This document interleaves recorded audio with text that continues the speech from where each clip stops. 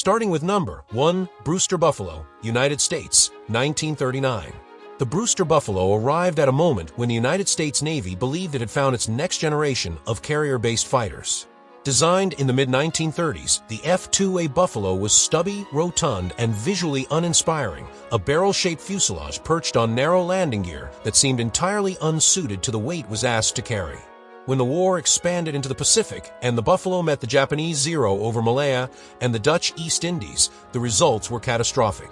British and Commonwealth pilots flying Buffaloes against Japanese forces in 1941 and 1942 suffered loss ratios that shocked their commands. The aircraft was too slow, too heavy, and too sluggish in a dive to compete with anything Japan was fielding. Over Malaya alone, entire squadrons were effectively destroyed in days. American Marine pilots flying Buffaloes at the Battle of Midway in June 1942 reported the aircraft was so outclassed that engaging Japanese fighters amounted to a death sentence. One pilot described it as a flying coffin. Of the Marines who launched in Buffaloes during Midway, an enormous proportion never returned. The Buffalo was not retired quickly enough, and the cost in pilots was severe. Number 2, Blackburn Rock, United Kingdom, 1939. Britain's Blackburn Rock represented a concept that seemed logical on paper but proved disastrous in practice. Designed as a fleet defense fighter, the Rock was built around a powered rear turret carrying 4 machine guns, the theory being that a rotating turret could engage enemy aircraft from angles a conventional fixed-gun fighter could not. What the designers failed to adequately account for was that the turret's weight, combined with the Rock's already underpowered Bristol Perseus engine, produced an aircraft so slow it could barely defend itself, let alone intercept enemy bombers. Its top speed of approximately 194 miles per hour made it slower than many of the aircraft it was supposed to shoot down. The turret, despite being the entire justification for the Rock's existence, proved almost impossible to aim accurately at the speeds and angles of real aerial combat. Pilots found the aircraft unresponsive, heavy on the controls, and completely outclassed the moment Luftwaffe fighters appeared over the English Channel. The Rock was withdrawn from frontline service with almost no confirmed aerial victories to its name. It stands as one of the clearest examples of a fundamentally misguided design philosophy being built, tested, and discarded at enormous cost. 3. Boulton-Paul Defiant, United Kingdom, 1937. The Boulton-Paul Defiant arrived in RAF service carrying the same conceptual flaw as the Rock, but with far greater operational consequences. Like the Rock, the Defiant was built around a 4-gun hydraulic turret mounted behind the pilot, with no forward-firing armament whatsoever. The theory was that formations of Defiants could position beneath enemy bombers and pour fire upward into their fuselages, a tactic derived from Great War thinking that had no relevance in 1940. During the Battle of France and the early weeks of the Battle of Britain, the Defiant achieved a brief period of surprising success, largely because Luftwaffe pilots initially mistook it for a Hurricane and attacked from behind, flying directly into the turret's field of fire. Once German pilots understood what they were facing, the Defiant became a slaughter. On August 28, 1940, a single engagement resulted in the destruction of 5 Defiants from No. 264 Squadron in minutes. The aircraft had no means of defending itself against a head-on attack and was completely helpless when a fighter dove on it from above. It was pulled from daylight operations almost immediately and relegated to night patrol duties, a role it performed adequately, but in which its fundamental design failure could simply be avoided rather than solved. Dozens of crews were lost in daylight before the RAF acknowledged the aircraft's limitations. Number 4, Fokker-D, XXI, Netherlands, 1938. The Fokker-D XXI entered service with the Royal Netherlands Air Force as the country's primary fighter at a time when the threat of German invasion was already clearly visible across the border. The aircraft was not inherently incompetent. It was reasonably maneuverable, simple to maintain, and sturdy, but was hopelessly outclassed by the aircraft it would face. Armed with 4 machine guns and powered by a Bristol Mercury engine producing around 830 horsepower, the XXI was a fixed undercarriage monoplane in an era when retractable landing gear had already become the baseline for competitive fighter design. Its maximum speed of approximately 286 miles per hour was inadequate against the Messerschmitt Bf 109E it would encounter during the German invasion of the Netherlands in May 1940. Dutch pilots fought with remarkable courage during those 5 days, but courage could not compensate for the XXI's fundamental performance deficit. The aircraft's fixed undercarriage created significant aerodynamic drag, and its armament, while standard for its generation, could not be brought to bear effectively when the aircraft was being outrun and outmaneuvered simultaneously. The entire Dutch Air Force was effectively destroyed within days, with the DXXI accounting for a portion of that loss through no fault of its pilots. It is a machine that was overtaken by history before it ever had a chance. Number 5. Morane-Saulnier MS, 406, France, 1939. France entered the Second World War with the Morane-Saulnier MS, 406 as its most numerically significant fighter, and that fact alone tells a story of institutional failure. The MS 406 had been developed in the mid-1930s, and by the time German forces swept into France in May 1940, it was already a generation behind. Its Hispano-Suiza engine produced around 860 horsepower, giving it a maximum speed of approximately 303 miles per hour, inferior to the Bf-109E in speed, climb rate, and armament. French pilots flying the MS 406 during the Battle of France found themselves consistently outperformed at every altitude and engagement range.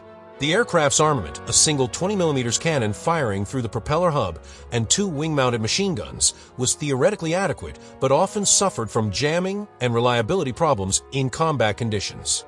The cooling system was fragile and prone to failure under combat stress. Despite these limitations, French pilots achieved a significant number of aerial victories in MS 406 through sheer skill and determination, but the aircraft's inferiority contributed directly to the speed of France's collapse. A more capable fighter, had it been developed and prioritized years earlier, might not have changed the outcome of the campaign, but the MS 406 inadequacy ensured that French pilots were always fighting from a position of disadvantage. Number 6. Squadron C 714, France 1940. The Squadron C 714 Cyclone represented France's attempt to produce a lightweight, inexpensive fighter that could be built quickly and in large numbers. The philosophy was economically sensible but aeronautically misguided. The aircraft was constructed to be as light as possible, which in practice meant it was also structurally fragile and underpowered. Its Renault 12R engine produced only around 450 horsepower, and the resulting performance was so limited that Polish volunteer pilots assigned to fly the C-714 in France during the 1940 campaign openly refused to take it into combat against German fighters. The pilots who were eventually coerced or ordered into flying the aircraft against the Luftwaffe found that its rate of climb was entirely insufficient to intercept Bf-109s or Bf-110s at operational altitudes. The aircraft was also found to be difficult to control in high-speed maneuvers, with control surfaces that became dangerously stiff as speed increased. The ailerons in particular were reported to lock up under combat loads, making evasive maneuvering nearly impossible when it mattered most. Only a small number were ever committed to combat operations, and their record was unsurprisingly poor. The C-714 was not developed further, and its brief operational life serves as a cautionary example of prioritizing cost reduction over combat viability. Number 7. Potez 630, France, 1938. The Potez 630 was France's attempt at a twin-engine heavy fighter, the so-called destroyer concept, meant to escort bombers and intercept high-altitude raiders. Its elegant twin-boom appearance masked serious performance problems. Powered by 2 Hispano-Suiza 14AB engines, the aircraft suffered persistent reliability issues with its power plants, which were prone to overheating and mechanical failure under sustained operational use. In combat over France in 1940, the Potez 630 and its variants proved unable to survive encounters with single-engine Bf-109s, despite being faster than several other French types. The design prioritized range and firepower at the expense of the agility that real air combat demanded. Pilots found it heavy and slow to respond to control inputs, qualities that proved fatal when German fighters pressed their attacks. Several Potez 630s were also lost to friendly fire due to their unusual silhouette being misidentified by French and British anti-aircraft crews, a tragic operational consequence of a design that failed to resemble any established pattern. The aircraft was used in North Africa and the Middle East in limited numbers by Vichy forces after the armistice, but it never overcame the fundamental inadequacies that made it a liability in contested airspace. Number 8. Hawker Hurricane MKI, early variant, United Kingdom, 1937. The Hurricane deserves a place in this account not because it was a failure in conventional sense, it was not, but because its early variant reveals how rapidly the standards of aerial combat shifted during the war's opening years, and how quickly an aircraft could transition from adequate to dangerously obsolete. The Mk.I Hurricane entered service with a two-blade wooden propeller and fabric-covered wings, both of which significantly limited its performance against the all-metal, variable-pitch propeller-equipped Bf-109E. During the Battle of France in 1940, Hurricane Mk.I pilots found themselves consistently disadvantaged in level speed and climb performance. The aircraft's throttle control carburetor also had a critical flaw. When the pilot pushed the nose down into a dive, negative G-force caused the carburetor to cut fuel to the engine momentarily, stalling it for several seconds. German Bf-109 pilots, whose fuel-injected engines had no such limitation, learned to exploit this by diving away from combat. A pursuing Hurricane pilot would push his nose down to follow, and his engine would die. By the time the problem was partially addressed with a restrictor valve in 1941, dozens of tactical engagements had already been lost and pilots had been killed as a direct consequence of that engineering oversight. Number 9. Fiat CR-42 Falco, Italy, 1939. Italy entered the Second World War still committed to the biplane fighter, a decision that seems almost incomprehensible in retrospect, but reflected a genuine institutional belief within the Regia Aeronautica that maneuverability was the supreme virtue in fighter combat. The Fiat CR-42 Falco was the ultimate expression of that philosophy, a beautifully built, open-cockpit biplane that was arguably the finest of its type ever constructed. It was also entirely and catastrophically wrong for the war it was asked to fight. In the Western Desert, over Malta, and in the skies above East Africa, the CR-42 encountered monoplane fighters for which its agility offered no meaningful compensation. Pilots could outturn a Hurricane in certain conditions, but they could not outrun one, and in modern fighter combat, speed and altitude domination determined the outcome of nearly every engagement before maneuverability even became relevant. British pilots could simply choose their moment, attack from above with speed, disengage, climb, and attack again, and there was nothing the CR-42 pilot could do about it. The aircraft was used into 1942 in some secondary roles, but as a frontline fighter, it was obsolete from the moment the war began. Losses in East Africa were particularly heavy, and the aircraft's continued use reflected logistical necessity more than tactical confidence. Number 10. Fiat G50 Freccia, Italy, 1938. Following the biplane era, Italy developed the Fiat G50 Freccia as its transition to monoplane fighter design, and the transition was deeply incomplete. The G50 was Italy's first all-metal, retractable undercarriage monoplane fighter, but was underpowered, lightly armed, and poorly finished compared to its contemporaries. Its Fiat A74 engine produced around 870 horsepower, which was not unreasonable for its time, but the aircraft's armament consisted of only two 12.7mm machine guns, a battery that was regarded as wholly insufficient for destroying modern metal aircraft. Italian pilots who flew the G50 in the Battle of Britain, when a small contingent of the Regia Aeronautica was sent to Belgium to participate in attacks on England, found the aircraft barely capable of reaching operational altitudes over the English Channel. The Italian contingent's performance over Britain was largely ineffective, and the G50's limited range meant it could spend only minutes over target areas before turning back. In North Africa, the aircraft was similarly outclassed by Hurricanes and later Spitfires. Its handling was considered pleasant by Italian pilots who flew it, and some defended it loyally, but pleasantness of handling is a poor substitute for adequate firepower, range, and engine power in contested skies. Number 11. Macchi C200 Setta, Italy, 1939.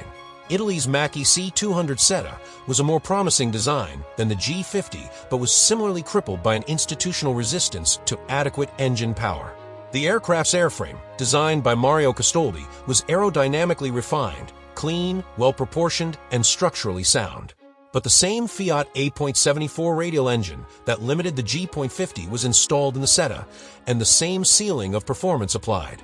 The aircraft could reach approximately 312 miles per hour, which was simply not competitive by 1940 standards. It was also armed with only two heavy machine guns, the same armament deficiency that plagued the G.50. In combat over Yugoslavia, Greece, the Soviet Union, and North Africa, the C.200 was consistently outperformed by its opponents. Pilots appreciated its maneuverability, but understood clearly that the aircraft placed them at a systematic disadvantage. Italy's failure to develop or license a more powerful engine during the critical years before the war left its pilots flying capable airframes powered by engines that negated those airframes' qualities. The C.200 was eventually re-engined with a German Daimler-Benz unit to produce the C.202 Folgor, which was genuinely competitive, a fact that only emphasized how much had been wasted by years of inadequate power plant development. Number 12. WWII D510, France, 1934. The WWII D510 was already approaching obsolescence when war broke out, having been designed in the early 1930s as France's primary single-seat fighter. Its fixed undercarriage, open cockpit, and limited speed, approximately 250 miles per hour, placed it firmly in the pre-war generation, and its continued operational use into the conflict's opening stages reflects the gaps in French aviation procurement. The aircraft's 20mm cannon firing through the propeller hub was an innovative feature for its era, but by 1939 the platform carrying that cannon was so outdated as to render the armament advantage largely irrelevant. French colonial air forces used the D510 in the Middle East and Indochina, where it faced varying levels of opposition, but in any engagement against modern monoplane fighters with retractable undercarriage and enclosed cockpits, the D510 was hopelessly outmatched. The aircraft's continued presence in operational service into the early 1940s in some theaters was a symptom of France's broader failure to modernize its air forces rapidly enough, and the pilots assigned to fly it understood that they were going into combat in machinery that had no right to be there.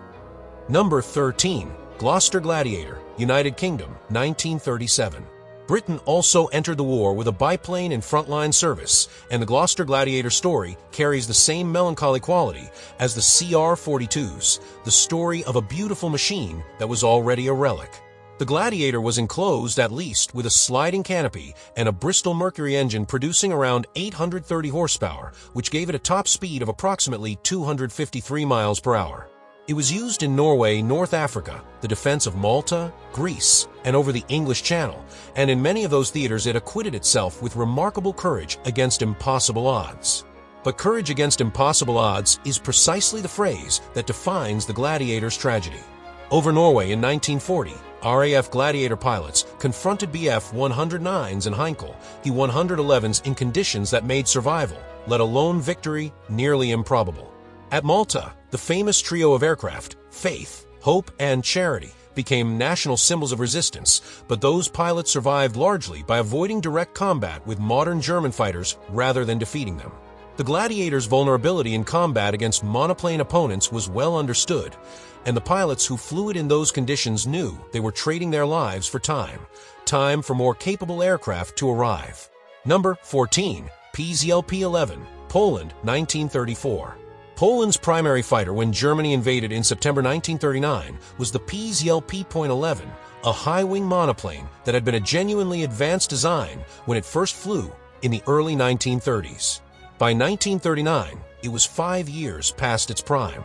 The P.11's Bristol Mercury-derived engine produced around 600 horsepower, and its top speed of approximately 242 miles per hour was devastatingly inadequate against the Bf-109Es and Bf-110s that attacked from the first hours of the invasion. Polish pilots were skilled, in some cases extraordinarily so, as their subsequent performance in the Battle of Britain would prove, but the P.11 gave them no meaningful platform from which to exercise that skill. The aircraft was slower than some of the German bombers it was being asked to intercept, a fact that required Polish pilots to adopt extremely dangerous pursuit tactics that left them exposed for extended periods. Despite these conditions, Polish fighter pilots claimed hundreds of aerial victories during the September campaign, a testament to their determination rather than their equipment. The P.11 was so outclassed that the Luftwaffe's losses in those weeks came more from Polish anti-aircraft fire and operational accidents than from anything the fighter arm could inflict. The aircraft's continued use in combat was a matter of necessity. There was nothing else available, and its pilots flew it knowing that the odds against them were insurmountable. Number 15. Avia B, 534, Czechoslovakia, 1935. Czechoslovakia's Avia B, 534 was another biplane pressed into circumstances for which it was never designed, and its story is intertwined with one of the war's most bitter ironies. The Be-534 was a refined and capable biplane by the standards of the mid-1930s, fast for its type, agile, and reasonably well-armed. But by the time Germany annexed Czechoslovakia in 1938 and then invaded Poland in 1939, the aircraft represented a generation that had been overtaken. Some Be-534s were captured by Germany and subsequently passed to German-allied Slovakia, whose Air Force flew them during the invasion of Poland alongside the Germans, meaning these Czech aircraft ended up being used by German allies against Germany's other enemies. Slovak Be-534 pilots later defected to the Soviet side during the Slovak National Uprising of 1944, flying their biplane fighters against German ground forces. The aircraft was never capable of contesting modern fighters, but its reappearance in that final chapter of resistance gave it a strange and poignant last act in a war that had long since left it behind. Number 16.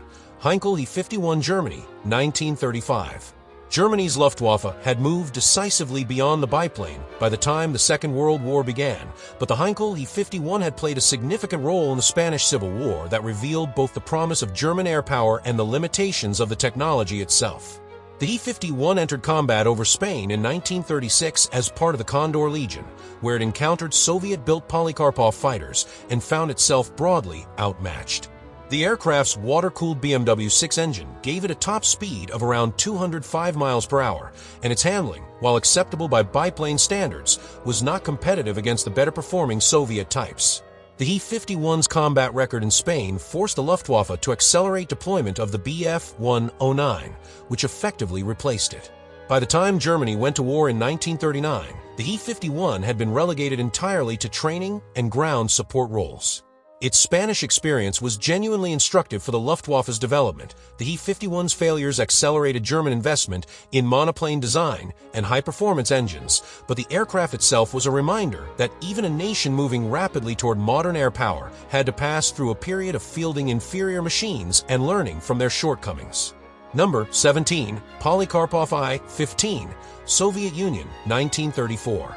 The Soviet Air Force's approach to fighter development in the 1930s was driven by intense ideological and bureaucratic pressures that often produced contradictory results. The Polikarpov I-15 was a biplane fighter that enjoyed the personal endorsement of senior Soviet officials who believed in the maneuvering fighter concept, and it was produced in large numbers and used extensively in Spain, China, Finland, and the opening phase of the German invasion. In Spain, it performed credibly against the early Bf-109 variants in certain conditions, but its performance envelope was so narrow. It was effective primarily in low-speed turning engagements that any opponent who refused to engage on those terms could negate its advantages entirely.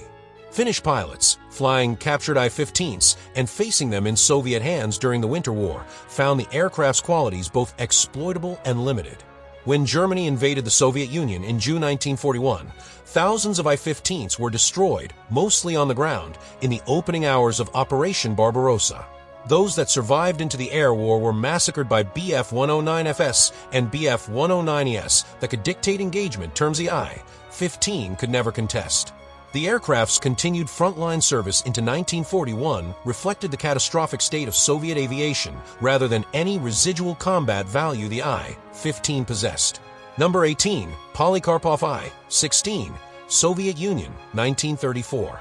The Polikarpov I-16 was a strikingly different machine from the I-15, a stubby, snub-nosed monoplane with retractable undercarriage that had been among the most advanced fighters in the world when it first flew in 1933.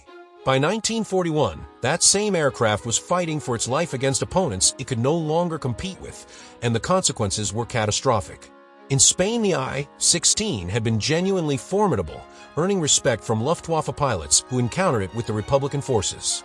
But the gap between the I-16 and the Bf-109E by 1940 had become enormous, and the I-16's notoriously difficult handling made it additionally dangerous to its own pilots.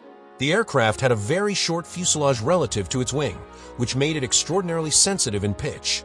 Experienced pilots could exploit this for tight maneuvering, but inexperienced pilots often lost control and spun into the ground.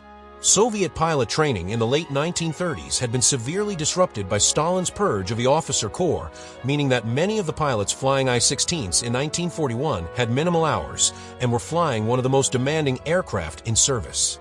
The combination of an obsolescent aircraft flown by inadequately trained pilots against the most experienced air force in the world produced losses so staggering they are still difficult to fully comprehend.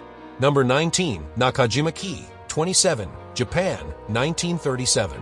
Japan's Army Air Force entered the Second World War equipped in significant numbers with the Nakajima-ki, 27, a fixed undercarriage monoplane fighter that had been highly successful in the conflicts over China but was approaching the limit of its usefulness by the time the Pacific War began. The Ki-27 was extremely light and maneuverable, characteristics that had made it devastatingly effective against Chinese opponents, but it achieved that maneuverability through an almost complete sacrifice of structural strength, speed, and protection.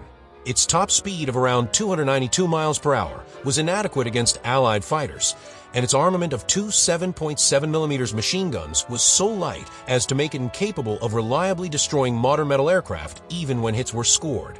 In the opening months of the Pacific War, Ki-27 units were largely held in secondary theaters while newer types took priority, but in Burma and Malaya they still encountered Allied aircraft and found the performance gap had grown too wide to bridge with maneuverability alone. The Ki-27's lack of pilot armor and self-sealing fuel tanks, features considered unnecessary by Japanese military doctrine at the time, meant that pilots who were hit had almost no protection from even light-caliber fire. The aircraft's successor, the Ki-43, retained many of these philosophical limitations, suggesting the lessons of the Ki-27's fragility were not fully absorbed. Number 20. Mitsubishi A-5M, Japan, 1937. The Imperial Japanese Navy's equivalent of the Ki-27 was the Mitsubishi A-5M, a fixed undercarriage monoplane that had proven highly capable in the skies over China and was responsible for a significant portion of Japanese naval aviation's combat experience before the Pacific War. The A-5M was already being phased out in favor of the Zero when Pearl Harbor was attacked, but remained in service in secondary roles and with less equipped units for longer than its capabilities justified. The aircraft's open cockpit, fixed undercarriage, and light armament made it visibly a pre-war design, and Allied pilots who encountered it in the early Pacific campaign had no difficulty recognizing their advantage. The A-5M's combat record in China had been built against opponents who were often undertrained and poorly equipped, and the skills Japanese Navy pilots develop in those engagements, while real, had been achieved against a context that did not prepare them for the peer competition of the Pacific War's later stages. The aircraft's greatest significance was as a training ground for the pilots who would fly the Zero. Men like Saburo Sakai and Hiroyoshi Nishizawa learned their trade in the A-5M, and when they transitioned to the Zero, the contrast made the older aircraft's inadequacies unmistakable. Number 21. Reggiane 2000, Italy, 1940. Italy's Reggiane 2000 was a promising design that suffered from the same persistent Italian problem, engine inadequacy, compounded by procurement failures that left it poorly positioned within the Regia Aeronautica's operational structure. The RE-2000 was aerodynamically clean and structurally innovative, with an integral fuel tank built into the wing structure that was novel for the period. However, the tank arrangement created a fire risk that Italian authorities considered unacceptable for carrier operations, and the aircraft was ultimately sold to Hungary and Sweden rather than adopted in large numbers by Italy itself. Hungarian RE-2000s flew on the Eastern Front and acquitted themselves reasonably well against Soviet opposition, but the Italian failure to properly develop and deploy the type domestically represented a missed opportunity. When re-engined variants were eventually produced for the Regia Aeronautica, the RE-2000 and one with a German engine, the RE-2005, with an even more powerful Italian unit, they proved competitive and in some cases exceptional. The original RE-2000 story is therefore less one of design failure and more one of institutional failure. An aircraft with genuine potential squandered by procurement indecision, fuel tank controversy, and Italy's fundamental inability to match its airframe sophistication with equivalent engine development. Number 22. Dornier Do-17, Germany, 1937. Germany's Dornier Do-17 was not a fighter, but its presence in this account is warranted because its vulnerabilities directly shaped the experience of the pilots who flew it and the fighter pilots who were tasked with protecting or destroying it. The Do-17 had been nicknamed the Flying Pencil for its slender, narrow fuselage, a shape that resulted from its origins as a commercial mailplane design. In combat over Britain during the Battle of Britain in 1940, the Do-17's defensive armament was revealed to be catastrophically inadequate. Its narrow fuselage, the very feature that gave it its distinctive profile, severely limited the fields of fire available to its defensive gunners, and the small crew, typically 4 men, could not cover all approach angles simultaneously. RAF pilots targeting Do-17 formations quickly learned to attack from directly behind and slightly below, an approach that fell into the aircraft's most significant blind spot. Losses in the Do-17 force during the Battle of Britain were severe, and crews who flew it understood that survival depended largely on fighter escort rather than any defensive capability the aircraft itself could provide. It was phased out of frontline bombing duties relatively quickly, but not before crew losses had demonstrated clearly that its design's aerodynamic elegance came at an unacceptable operational cost. Number 23. Breda BA-65, Italy, 1935. Italy's Breda BA-65 represents one of the more melancholy cases of colonial-era military thinking colliding with modern warfare. Designed as a multi-role ground attack and fighter aircraft, the BA-65 was exported to several nations including Iraq, Bolivia, and Portugal, and was used by the Regia Aeronautica in Ethiopia, Spain, and North Africa.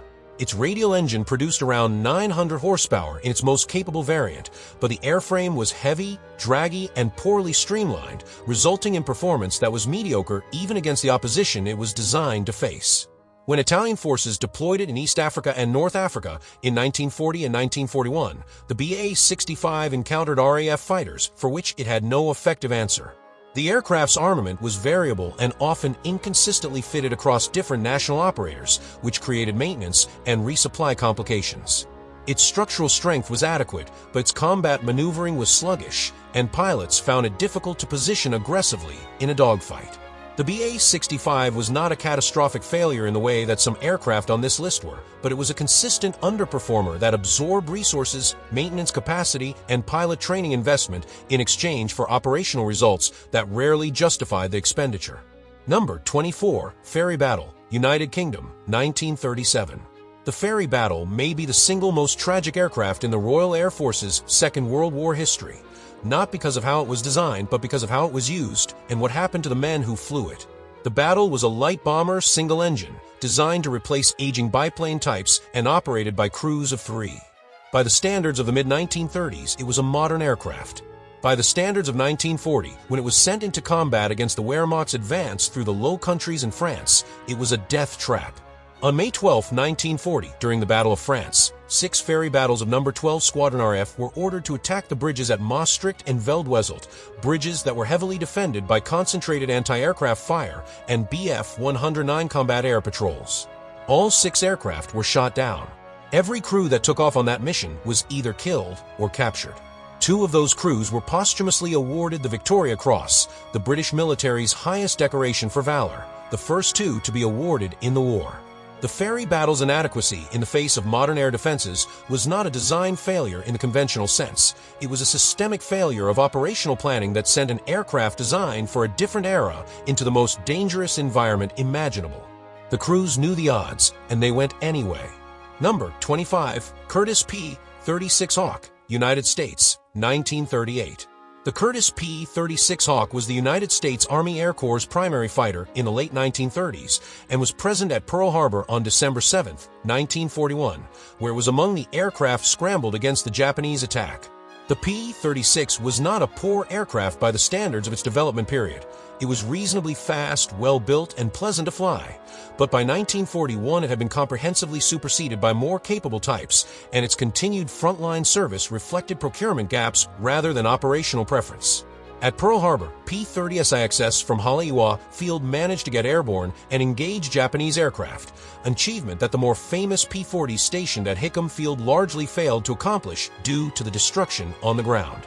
Lieutenant Philip Rasmussen, flying a P-36, scored one of the very few American aerial victories of that morning, claiming a Japanese aircraft destroyed. But the P-30SXS overall performance in combat made clear that it was not a viable frontline fighter against the aircraft Japan and Germany were deploying. It was quickly replaced in American units by the P-40, which itself would face similar obsolescence pressures within 18 months. The P-30SIXS story is one of a capable but transitional design caught by the pace of technological change.